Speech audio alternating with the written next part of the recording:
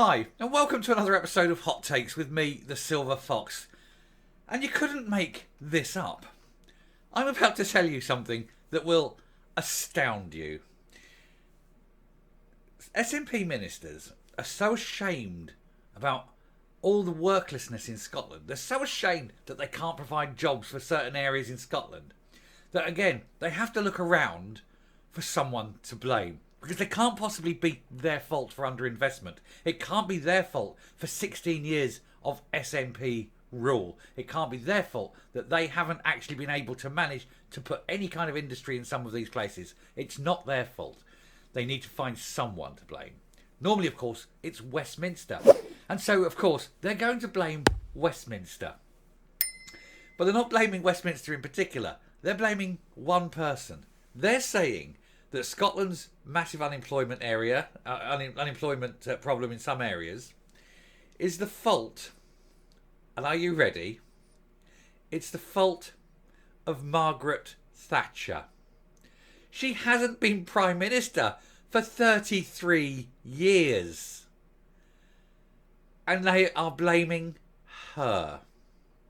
They've been in charge half that time, and they're blaming her. Have they truly reached such low points of desperation that they have to blame a dead woman who hasn't had any influence in British politics for 33 years? Are they kidding? They are so desperate to blame anybody but their own failed policies and their own natural stupidity that they are I'm surprised they haven't dug her up and dragged her body through the streets. These people are bonkers. Anyway, we'll take a look at this, but it is truly astounding. Here goes. So, SNP ministers shamed by Scotland's workless hotspots, where 1 in 3 don't even look for a job. Well, okay, that happens. That happens. So go and create jobs and tell them if they can get a job, you cut their benefits or something. I don't know. If you're able to work, work. Hey. Anyway, Economy Secretary Neil Gray, who is as a moron, I can't even begin to say. He's also the energy spokesman who doesn't deal with energy. That's no shit. That is absolutely true. He was asked questions about energy. He says, no, I don't deal with it. You're the energy spokesman. Yes, but I don't actually deal with the problem. What? What are you doing the job for? Anyway, Neil Gray blames Margaret Thatcher for the fact that more than 40% of his constituents has given up on work and is now economically inactive.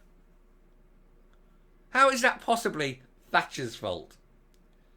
How on earth can that possibly be Thatcher's fault? I mean, I know she's divisive. I know people have a problem with her.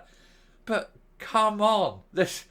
You've got to draw the line somewhere. Anyway, the SNP Cabinet Secretary responsible for Fair Work represents Scotland's worst jobless hotspot, where 4 in 10 of his constituents are economically inactive. And of course, that's how he got voted in, because it's only the people who don't work that ever vote for the SNP, the feckless, The national figures were described as a damning indictment of the Nats' economic incompetence, as soaring numbers have given up on even trying to find work and are instead exiting the employment market.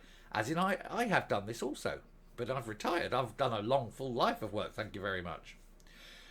Worst hit is Adrian Shotts, the Holyrood constituency of the Economy, Fair Work and Culture Secretary Neil Gray, where 40.8% of working age people are economically inactive. In response to criticism, he blamed Margaret Thatcher's deindustrialisation, which took place 40 years ago. Yeah, okay, so she hasn't been in power for 33 years, but that was the early 80s when she did this, 40 years ago. But hey, why aren't there these spots all over the country then? Because it wasn't just Scotland, it was everywhere. People picked themselves up, they built new economies, they went into different service industries. There was all sorts of things, distribution, warehousing, tech, you name it, fintech especially. It's all there. The whole country isn't like the 1980s. If you were there, the unemployment in the 80s was terrible because they were closing down all these industries because we couldn't compete, because China was rising and we couldn't go on the world market and put our products out on the same rate as the Chinese and the Far East were doing. We just couldn't. Thatcher realised this. And so she had to change the economy, and she changed the economy. And we have had for a while. It's less so at the moment because of other problems. But we had quite a good economy for quite some time. 20 years, effectively, of a boom. Low interest rates, low inflation, people were investing, there was high jobs capacity. The only real blip was 2008 to 2010. And now we're just going into it again. Hopefully not too long, but it all depends if we can get this Tory mob out and do something with the interest rates. But anyway, that's a different matter. It's a different video, different day. But you cannot possibly blame Margaret Thatcher for something that is happening today. It's laziness. It's fecklessness. You cannot tell me that people who are under 50 were in any way affected by a policy decision taken 40 years ago. There'd have been 10. It's ridiculous, isn't it? Anyway, those classed as economically inactive are not claiming job seekers allowance because they are not actively looking for work. They're not classified as unemployed in official figures, but may be still living off other benefits. Official figures published last month showed 770,000 working age people were economically inactive in Scotland.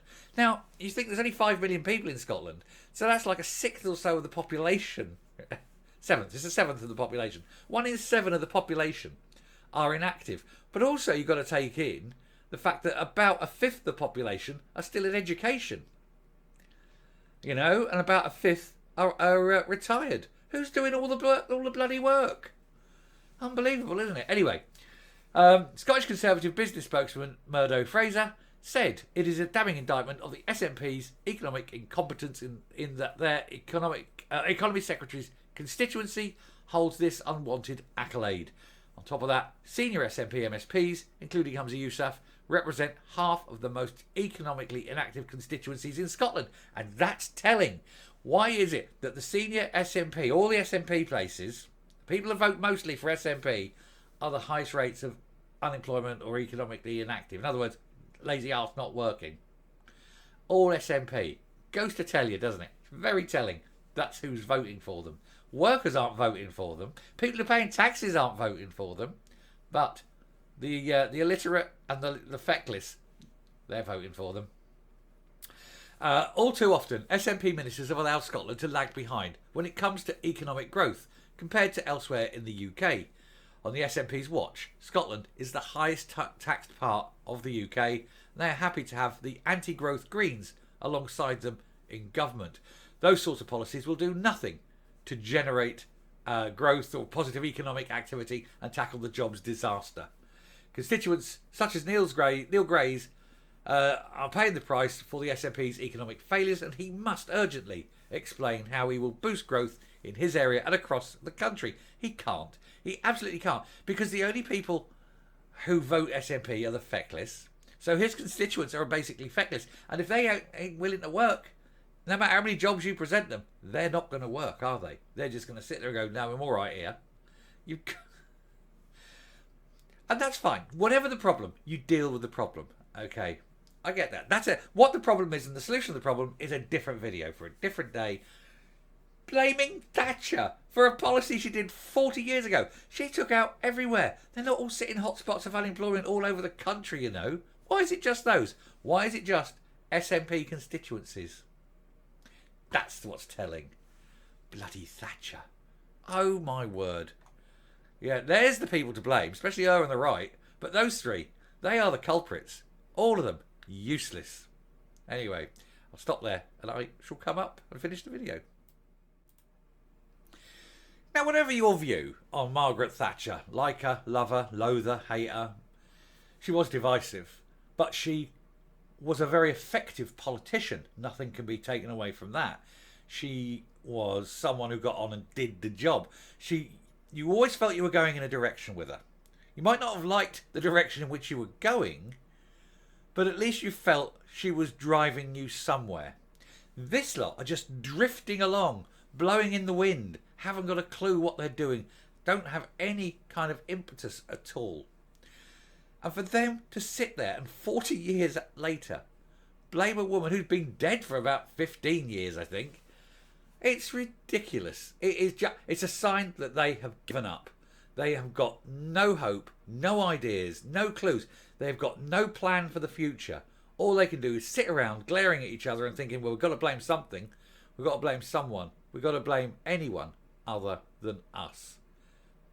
And then they went, I know, Margaret Thatcher. Dear heavens to Betsy. They are such a bunch of losers. Anyway, thank you very much for watching. If you like what you've seen here on the channel, do please hit that subscribe button, ring that bell, leave a like, leave a comment, please share the video. And until next time, stay safe, stay well, and remember, it wasn't always Margaret Thatcher's fault. Bye.